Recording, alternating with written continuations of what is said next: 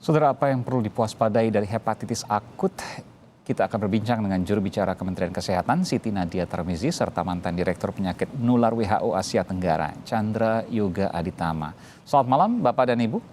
Mas. Iya. Saya ingin konfirmasi dulu ke Bu Siti, apakah 3 anak yang kemudian dinyatakan meninggal karena hal yang misterius bisa dipastikan karena hepatitis akut ini? Iya, jadi sampai saat ini ketiga kasus yang kita sampaikan sebagai suatu kewaspadaan pada hari Minggu yang lalu, ini tentunya masih terus dalam proses investigasi ya, karena kita belum bisa menyingkirkan semua kemungkinan bahwa ketiga pasien anak ini betul-betul bukan mendapatkan penularan dari infeksi hepatitis A, B, C, D, dan E yang selama ini sudah kita ketahui. Karena WHO untuk kemudian kita bisa melaporkan sebagai kasus hepatitis akut berat yang saat ini menjadi pernyataan KLB oleh WHO, itu yang pertama kali dilakukan adalah harus memastikan bukan disebabkan oleh virus hepatitis A, B, C, D, dan E. Nah, kemudian tahap keduanya adalah kita melakukan pemeriksaan terutama untuk jenis adenovirus ya, karena dari 228 kasus yang dilaporkan itu sebagian besar disebabkan atau ditemukan virus adenovirus. Jadi saya konfirmasi ke Ibu. Yang pertama, kematian dari ketiga anak ini bukan karena hepatitis A, B, C, D, dan E. Itu yang pertama. Tapi untuk dipastikan apakah karena hepatitis misterius ini, itu belum dipastikan, belum bisa disimpulkan. Ya, jadi penyebab kematiannya adalah infeksi hepatitis. Tetapi kita belum tahu apakah infeksi hepatitis ini disebabkan oleh hepatitis akut berat yang saat ini tentunya menjadi perhatian kita, ataukah ada penyakit lain yang menyebabkan kematian daripada ketiga anak ini. Karena satu anak itu kita temukan bahwa sebenarnya punya penyakit bawaan lainnya ya. Sebenarnya tahun 2021 itu sudah pernah dirawat di rumah sakit. Ketiganya apakah sudah divaksin semua atau belum, Bu, untuk COVID? Iya. Jadi untuk anak yang usia 2 tahun tentunya belum mendapatkan vaksinasi COVID. Sayangnya anak usia 2 tahun ini pun juga belum melengkapi vaksinasi hepatitis yang kita tahu sudah menjadi program nasional pada anak usia di bawah 1 tahun. Nah, sementara yang usia 8 tahun itu sudah mendapatkan vaksinasi 1 kali ya. Kemudian yang usia 11 tahun itu sudah vaksinasi secara lengkap. Apakah ini juga ada keterkaitan dengan COVID-19 atau tidak? Tentu ini menjadi pertanyaan. Saya ingin ke Prof. Chandra. Prof. Chandra, ini tentu hal yang mengejutkan meskipun juga harus disikapi dengan wajar ya, tidak berlebihan, tetap waspada meski. Apakah ini juga terkait dengan COVID-19? Pertanyaan saya itu. Yang pertama soal kata-kata mengejutkan, ya. Kenapa disebut mengejutkan? Karena dia oleh media disebutkan dimasukkan sebagai KLB oleh WHO. Kalau kita pakai bahasa WHO itu namanya Disease Outbreak News, DON. Nah, yang masuk sebagai DON itu banyak, bukan hanya hepatitis, dan itu rutin. Kerja di WHO memang mengumpulkan berbagai penyakit itu. Sepanjang bulan April 2022 itu ada 10 DON. 2 diantaranya hepatitis ini, tapi 8 ada penyakit lain, malaria, segala macam. Jadi, dari kacamata itu, masuk ke dalam DON itu justru maksudnya adalah kewaspadaan dini, supaya dunia tahu ini ada sesuatu yang baru loh, mari kita sama-sama cermati, mari sama-sama kita waspadai. Jadi saya setuju dengan statement kedua dari Mas Aiman, kita nggak perlu panik, waspada jelas harus, keterkejutan barangkali kita mesti atur kata-kata yang lebih tepat. Itu yang pertama dulu. Kemudian yang kedua, saya hanya sedikit menambahkan yang tadi soal pertanyaan ABCDE. WHO itu membuat 3 klasifikasi, sama juga, hampir sama seperti COVID. Yang pertama confirm, terkonfirmasi. Ya, kalau COVID kan ketemu virusnya. Kalau ini definisi confirmnya belum ada. Kenapa belum ada? Karena dunia belum tahu penyebab pastinya itu apa. Jadi tidak ada diagnosis hepatitis akut confirm, belum ada. Yang kedua yang ada adalah diagnosisnya probable. Probable ini yang tadi disebutkan oleh Dr. Nadia, kalau A sampai E-nya negatif, kemudian ada pemeriksaan laboratorium begini, itu yang namanya probable. Gitu.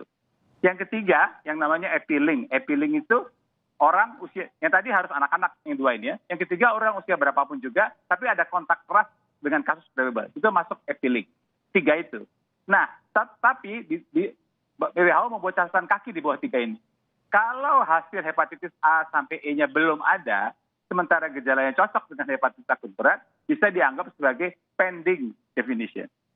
Jadi kasus kita ini, karena tadi belum ada hasilnya, belum selesai hasilnya A sampai E itu, maka statusnya saya kira adalah pending. Nanti kalau sudah ada hasilnya, kalau memang negatif, bisa masuk ke probable. Kalau memang ketemu salah satu A atau E, A, B, C, D, E, dia keluar dari definisi ini. Jadi itu definisi yang itu ya sedikit tambahan dari apa yang disampaikan oleh Bu Nadia. Apakah Prof. Chandra sudah mendapatkan informasi terkait dengan cara penularan hepatitis akut ini? Nah, jadi ini kan pertama kali dilaporkan oleh WHO 15 April.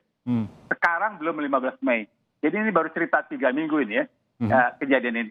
Karena itu 3 minggu itu 3-3-nya memang masih dicari penyebabnya masih dicari, penularannya masih dicari, berat ringannya penyakit masih dicari. Usianya baru 3 minggu situasi ini, kita tunggulah hasil penelitian menjadi lebih lengkap, supaya kita sampaikan ke publik secara lebih jelas begitu, daripada kita mencoba menyampaikan berbagai. Termasuk juga informasi ini Prof. Chandra. Walaupun kemudian higienis dan segala macam itu tentu perlu dijaga, karena itu salah satu penularan hepatitis A misalnya. Walaupun juga di luar sana kemudian berkembang informasi bahwa hepatitis akut ini hanya menyerang anak usia balita atau batita juga termasuk sampai 16 tahun. Apakah itu bisa dikonfirmasi? Ya, kalau kita lihat definisinya tadi, yang definisi probable itu adalah kejadian hepatitis akut pada anak di bawah 16 tahun, hepatitis A sampai E-nya tidak ada. Itu definisinya yang probable. Tentu saja kan itu dibuat begitu karena sejauh ini kasus sampai 16 tahun. Nanti kita ikutilah. Sekali lagi ini baru 3 minggu Mas Aiman ya. 3 minggu kita lihat nanti perkembangan berikutnya. Tapi definisi resmi per hari ini adalah, bukan per hari ini, per 23 April adalah seperti itu. Jadi bukan hepatitis A, B, C, D, E dan kemudian menyerang dari anak hingga 16 tahun. Dan ada laboratorium yang lebih dari sekian ratus, 500. Itu hal yang lebih teknis lah. Tapi untuk masyarakat umum minimal 2 itu. Saya ke Bu Siti Nadia Tarmizi. Apakah kemudian juga WHO sudah menyampaikan bahwa ini ada kaitannya dengan COVID-19? Ya, sampai saat ini 2 hal yang berbeda ya. Kalau kita lihat press conference yang kemarin dilakukan oleh WHO, ini adalah 2 hal penyakit yang berbeda. Kalau kemudian kebetulan dari anak-anak itu ditemukan titer antibody yang kemudian mereka memiliki salah satunya riwayat COVID, itu bisa terjadi karena mereka mungkin pernah terinfeksi COVID-19.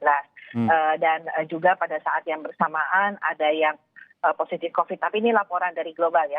Untuk ketiga kasus yang kita dapatkan di Indonesia, ketiga-tiganya ini hasil tes COVID-nya negatif ya. Jadi ini 2 hal yang berbeda karena kita tahu bahwa SARS-CoV-2 sementara tadi yang hepatitis akut berat adalah virus hepatitis non ABCDE. Jadi semua ini masih dalam tahap penelitian oleh WHO, masih terus berkembang, belum bisa disimpulkan apapun, dan ini kita akan melihat nanti bagaimana kemudian perkembangannya. Prof. Chandra, tentu masyarakat bertanya apa yang harus dilakukan, apakah ini kemudian juga akan menjadi pandemi dan sebagainya. Mungkin ada bayangan-bayangan seperti itu yang ada di masyarakat. Kalau terhadap pertanyaan-pertanyaan seperti ini, bagaimana Prof. Chandra menjawab itu? Ada beberapa pertanyaan yang banyak keluar di masyarakat. Nomor 1, apakah jadi pandemi apa enggak? Seperti saya sampaikan tadi, ini adalah bagian dari disease outbreak news. Dan itu setiap bulan ada. Dan saya ambil contoh, bulan April pun ada 10. Sebagian dari penyakit ini tidak akan menyebar kemana-mana. Tapi itu bagian dari tugas WHO untuk mengumpulkan semua data. Jadi kita tunggulah perkembangannya. Itu pertama. Yang kedua, karena tadi sudah ngomong COVID-19, yang juga banyak ditanya orang, loh saya anak ini sudah divaksinasi hepatitis dulu, sekarang masih bisa kena nggak ini? Vaksinasi hepatitis yang diberikan itu untuk mencegah yang salah satu dari ABCDE itu. Ini lain lagi ceritanya. Jadi ini 2 hal yang berbeda. Yang ketiga sebenarnya dengan COVID yang sudah resmi disampaikan di WHO pada tanggal 23 April itu adalah vaksin COVID tidak ada hubungannya dengan kejadian penyakit ini, antara lain karena sebagian besar anak-anak yang kena yang memang belum divaksin COVID-19. Jadi itu bisa kita klarifikasi dari kacamata seperti itu. Tapi balik lagi Mas Aiman, memang ini 3 minggu ya. Akan ada berbagai perkembangan dalam waktu-waktu mendatang ya, hari sih mungkin tidak ya, dalam minggu-minggu mendatang, sehingga kita akan lihat perkembangannya dari waktu ke waktu. Jadi saya kira kalimat waspada tapi tidak, judul di bawah ini waspada tapi ditambah tidak perlu panik dong. Oke, waspada tapi tidak perlu panik, sikapi dengan wajar sambil kemudian menunggu informasi dari WHO yang disampaikan oleh Prof. Chandra dan Ibu Siti lewat Kompas TV. Kurang lebih begitu ya. Baik, terima kasih juru bicara Kemenkes Republik Indonesia, Ibu Siti Nadia Tarmizi, dan juga Direktur WHO yang juga Guru Besar Universitas Kedokteran Yarsi, Profesor Chandra Yoga Aditama. Terima kasih Prof. Chandra, terima kasih Bu Dr. Siti Nadia Tarmizi. Selamat malam, sehat selalu.